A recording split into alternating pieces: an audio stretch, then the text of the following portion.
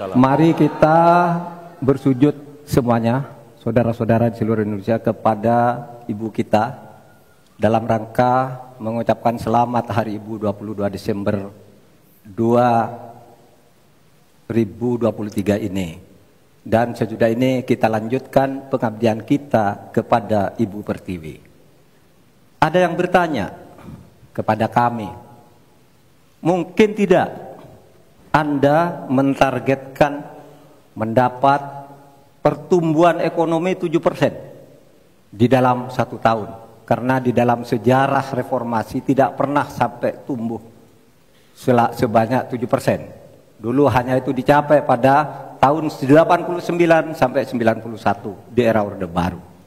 Lalu pertanyaan itu saya sampaikan kepada beberapa orang ahli.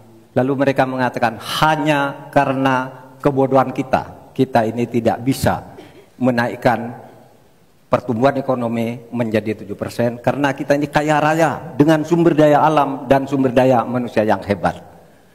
Masalahnya apa? Masalahnya banyak korupsi dan inefisiensi di sektor-sektor pertumbuhan ekonomi, yaitu di sektor konsumsi, belanja pemerintah, ekspor impor, dan investasi.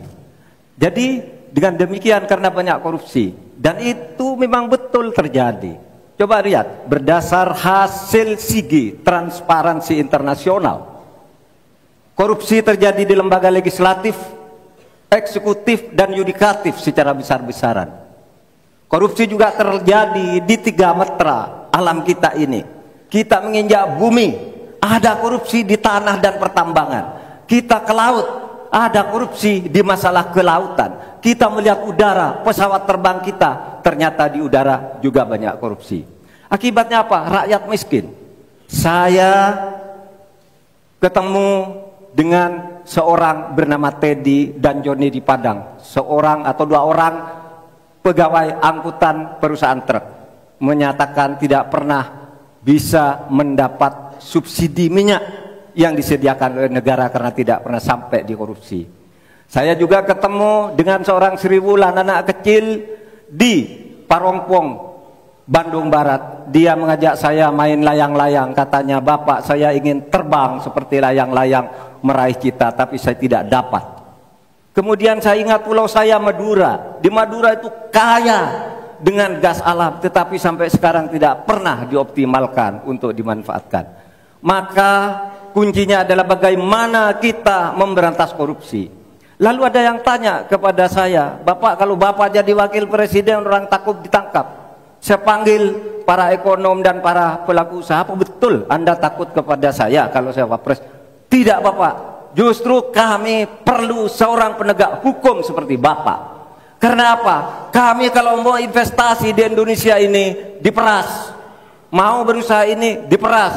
Kalau kami bayar padahal diperas, lalu ketahuan kami ditangkap katanya kami menyuap." Itulah Indonesia ini pada saat ini. Oleh sebab itu, saudara sekalian, kita harus lawan korupsi. Menimbang istilah anak muda, "Hai koruptor, kutabrak kau. Hai wir, mundur kau wir. Nah korupsi, setabrak." Saudara sekalian, ini semua dalam rangka agar terjadi pemerataan seperti ketentuan pasal 3 Undang-Undang Dasar. Di Al-Quran disebut kaila yakuna dolatan bainal yang. Jangan biarkan kekayaan itu hanya beredar di antara orang kaya. Waktu Bapak selesai. Habis. Baik, terima kasih Pak Mahfud.